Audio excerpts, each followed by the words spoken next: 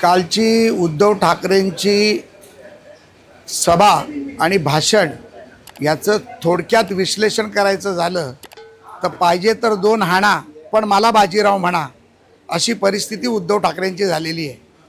लाचारी मुख्यमंत्री पदासाठी किती करायची याची परिसीमाच मुळी संजय राऊतामुळे उद्धव ठाकरेंनी संपवलेली आहे। ज्या मातोश्रीला शिवसैनिक दैवत मानतात, ज्या मातोश्रीवरती शिवसैनिक नतमस्तक होत होते, त्या मातोश्रीवर राहणाऱ्या उद्धव ठाकरेंना आज जाऊन सोनिया गांधी, शरद पवार, मल्लिकार्जुन खरगे, राहुल गांधी यांच्या पाया पडावं लागतंय आणि सारखं सारखं म्हणावं लागतंय की मला मुख्यमंत्री करा, मला मुख्यमंत्री करा।